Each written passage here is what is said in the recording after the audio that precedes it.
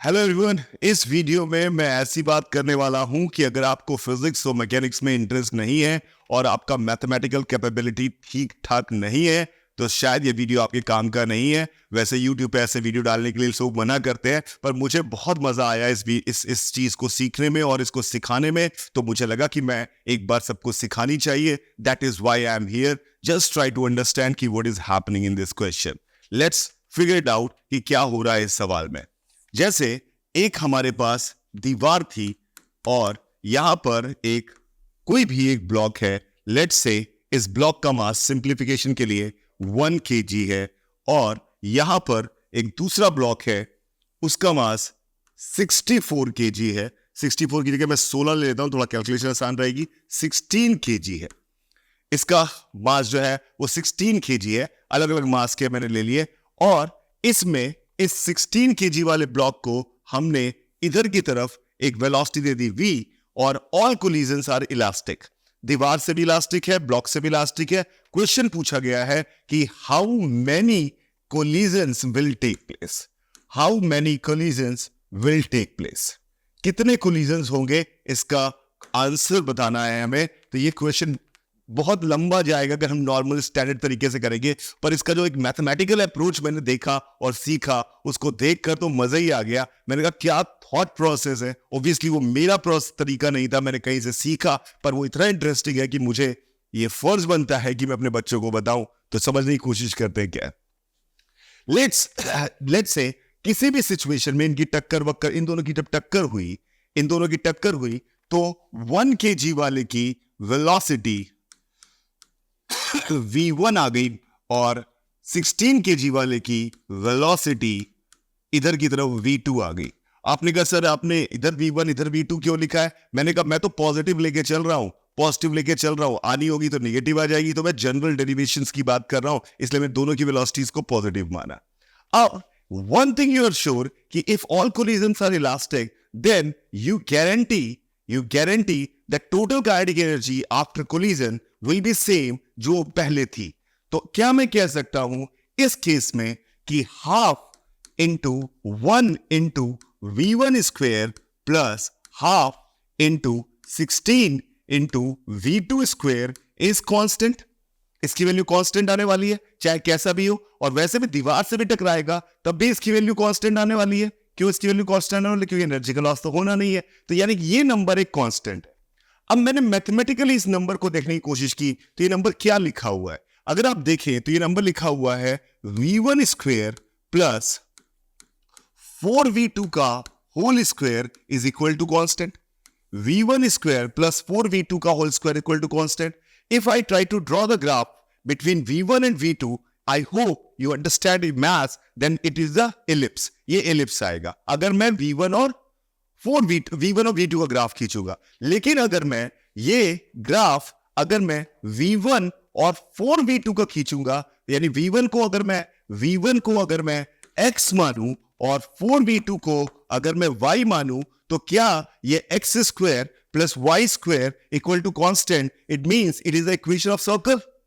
I hope it is clear. इसका मतलब है कि जो भी हो जाए, अगर मैं नेक्स्ट पेज पे जाता हूं, मैं यहां ड्रॉ कर देता हूं, इसका मुझे मतलब पता है कि कुछ भी हो जाए, अगर मैं यहां पर इसको v1 एक्सिस बोला और इसको इस एक्सिस जगह पर 4v2 कैलकुलेट कर रहा हूं, तो इसका v1 और 4v2 का v1 स्क्वायर प्लस 4v2 का whole square is a circle. इसका मतलब है कि ये जब भी इसका सॉल्यूशन निकलने वाला है वो इस सर्कल का ही कोई पॉइंट होगा। मुश्किल होगा, थोड़ा समझने की कोशिश करेगा, पर अगर पढ़ने लिखने में थोड़ा इंटरेस्ट आता है तो बड़ा अमेजिंग कॉन्सेप्ट है। ठीक है, बैक टू द गेम। अब इनमें जब कोलिजन हुआ तो आपने क्या देखा कि इनमें जब कोलिजन हो रहा है तो इसके बाद का सिचुएशन मैंने v1 और v2 माना, टक्कर के जस्ट बाद की सिचुएशन को v1 और v2 माना है। v1 और v2 अगर मैं इसको टक्कर के बाद की सिचुएशन को मान रहा हूं, तो क्या मैं कह सकता हूं कि 1v1 plus 16v2 is equal to constant momentum conservation की इक्वेशन। 1v1 plus 16v2 is equal to constant. क्या ये बात समझ में आ रही है?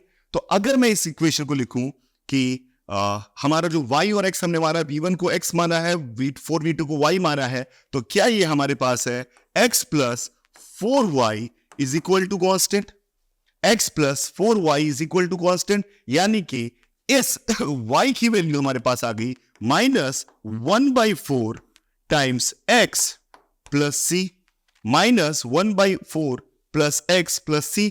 अब वो c से कंफ्यूज मत होइएगा, c/4 को ही मैंने c लिख दिया है, it is a constant, just a constant value. तो y की value -1/4 plus x plus c आ गई। इसका मतलब है कि y और x इन दोनों को सेटिस्फाई करेंगे, यानी अगर इस इक्वेशन ये जो लिखी है और इस इक्वेशन का सॉल्यूशन चाहिए, तो ये वो सॉल्यूशन होगा जो उस सर्कल और स्ट्रेट लाइन का इंटरसेक्शन पॉइंट होगा। सर्कल और स्ट्रेट लाइन का इंटरसेक्शन पॉइंट जो भी होगा वही क्या सॉल्यूशन होने वाला है। I hope you are getting the point. Circle और इंटरसेक्शन पॉइंट का जो होने वाला है पॉइंट, वही हमारा आंसर होने वाला है। मुझे उम्मीद है कि आपको ये बात समझ में आ गई होगी, पक्का। तो अब मैं इस स्ट्रेट लाइन का स्लोप अगर देखें तो -1/4 है। तो अगर मैं इसको ड्रॉ करने की कोशिश करूं तो y इक्वल टू क्या आया था हमारे पास, y is equal to -1/4 x plus t, यानी कि this is a straight line with negative slope. यानी ऐसी कितनी स्ट्रेट लाइन होंगी, c की वैल्यू 0 होगी, तो दिस इज द लाइन। इसके पैरेलल ये सारी की सारी लाइन। इस सारी लाइन की खास बात क्या है, इन सारी लाइन की खास बात यह है कि इन सारी लाइनों का स्लोप जो है वो -1/4 है। तो व्हाट वी गॉट, हमारे पास एक सिचुएशन ये आई जिसमें स्ट्रेट लाइंस है बहुत सारी, और एक सिचुएशन हमारे पास ये आई जिसमें सर्कल है। तो इन सर्कल और स्ट्रेट लाइन के कॉम्बिनेशन जहां पर भी होंगे वही हमारा पॉइंट होगा जिसकी वेलोसिटीज v1 v2 निकाल पाएंगे। क्या ये बात समझ में आई? अगर आई तो मैं आगे बढ़ता हूं, प्लीज चेक कर लीजिए, नहीं तो दोबारा देखिए इस वीडियो को। तो पहले अभी जब मैंने बात की तो मुझे उम्मीद है कि समझ में आ गई होगी। अब चलो सिचुएशन को समझने की कोशिश करते हैं कि क्या है हमारे पास।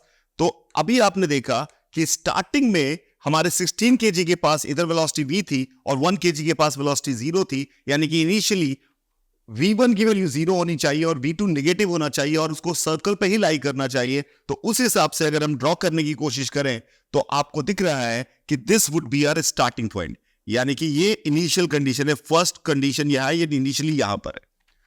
अब टक्कर के बाद जो भी इनके v1 v2 आने वाले हैं, वो जो भी v1 v2 आए पर वो इस सर्कल पे ही लाई करेंगे और मोमेंटम कंजर्वेशन से वो उस लाइन पे ही लाई करेंगे। तो यानी इसी पॉइंट से पास होने वाला सर्कल और इसी पॉइंट से पास होने वाली लाइन जहां दोबारा कट करेंगे सर्कल को, वहां पर हमारा दूसरा सॉल्यूशन मिलने वाला है, यानी सेकंड सिचुएशन आने वाली है। तो आप चाहे तो सिंपल कोलिजन के सवाल भी इससे सॉल्व कर सकते हैं, पर बड़ा ट्रिकी है, पर मजा बहुत आएगा। दिमाग में कम से कम 15-20 नसें खोल देगा आपकी कि आप सोचने का तरीका कितना शानदार है।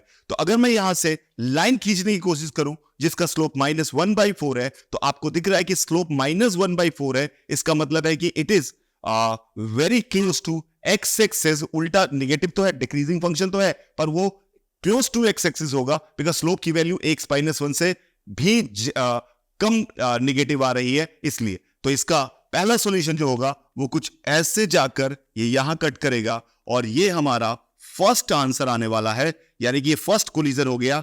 ये फर्स्ट कोलिजन पॉइंट नंबर 2 पे पहुंच गए, पॉइंट नंबर 2 पे पहुंच गए। फर्स्ट कोलिजन आया, पॉइंट नंबर 2 पे पहुंच गए। क्या मुझे आपको उम्मीद है कि समझ में आ गई आपको ये बात? अब क्या होगा जब वो वापस दीवार से टक्कर मारने वाला है, तो दीवार से टक्कर मारने वाला है तो इसका जो वेलोसिटी आ गई वो तो वही रहेगी दीवार से टक्कर मारने पर इसकी वेलोसिटी रिवर्स कर जाएगी। इसकी वेलोसिटी रिवर्स कर जाएगी। रिवर्स करने का क्या मतलब हुआ? रिवर्स करने का मतलब हुआ कि इस समय v1 नेगेटिव जो आ रहा है वही v1 पॉजिटिव आ जाएगा, यानी कि ये यहां पहुंच जाएगा, ये यहां पहुंच जाएगा। क्या मेरी बात समझ में आ रही है? ये यहां पहुंच जाएगा, उसके बाद फिर से यहां पहुंचेगा, फिर से यहां पहुंचेगा, फिर से यहां पहुंचेगा, फिर से यहां पहुंचेगा, और जिस समय आप सर्कल के बाहर निकल गए उस समय नंबर ऑफ कोलिजन्स खत्म हो गए। तो जितनी बार आपने पहले पॉइंट के अलावा सर्कल को टच किया हुआ है उतने कोलिजन्स होने वाले हैं, and that would be the answer. Try करिएगा, मतलब आपको अगर ट्राई करने के बाद बिल्कुल वैसे ही फील आएगा जैसे आपने निर्वाणा पा लिया है, क्योंकि अगर आपको फिजिक्स और मैथ्स में इंटरेस्ट है तो। अदरवाइज इसमें कोई मजा नहीं आएगा, आपको लगेगा क्या बात कर रहा है, क्यों समझा रहा है, ये सब चीजें किसी काम का नहीं है। Obviously, it is not a general YouTube way, but this is the only medium I can transfer knowledge to you guys. So I am trying it hard. Thank you very much. Bye, सभी को enjoy life.